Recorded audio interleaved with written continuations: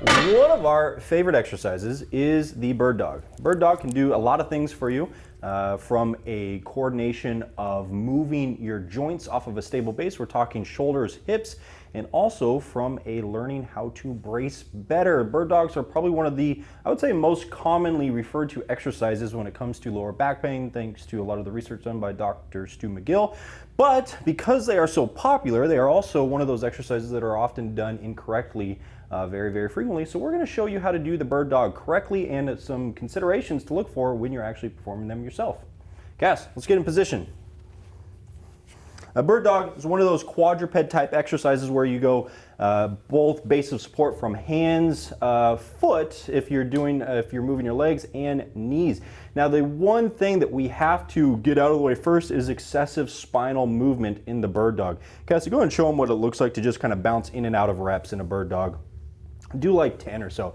Now what we can see from Cassie here is she's doing the drill effectively. She's getting to the end ranges of position, but the whole point of the bird dog is to learn how to move the hip joint and the shoulder joint off of a stable trunk. Show them what that looks like, Cassie. Good. Now we just filmed an RDL video where we talked about people who can't disassociate spinal movement with their hip hinging, and we would use a bird dog to help people learn how to do that.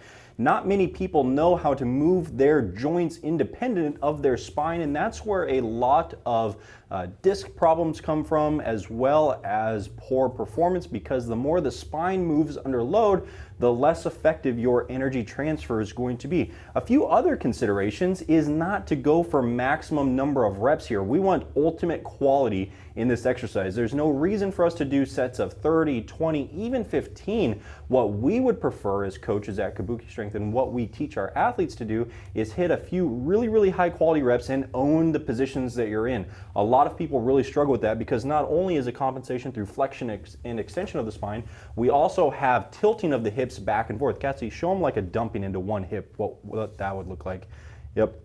Also, another very, very common fault. One thing that we can do to get away from that, if you're training by yourself, you don't have someone to really audit that, is you could place a lacrosse ball on your lower back, and if it rolls off, you would know that you're having excessive movement. We don't have one here, but that would be a great way to learn how to do that. But what I would have Cassie do here is hold that end range position and get really good at maintaining her spine there. She's going to begin to fatigue here. It's going to get harder and harder.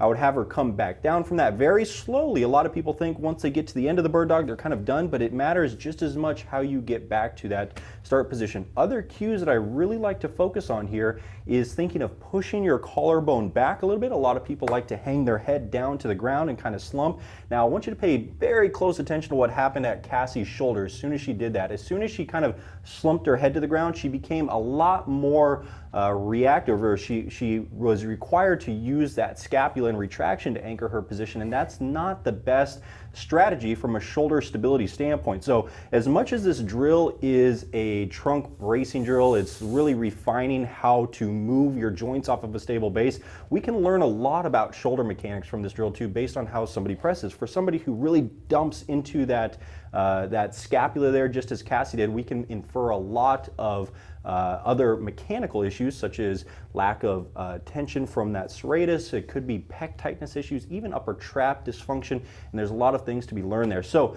the point being, don't move your spine in a bird dog. Spend fewer reps doing it, and make sure that the quality of reps you're doing are really, really high, and then get to your training session. What do you think there, Cass? Perfect. Well said. Okay, Brandon Cassie signing out.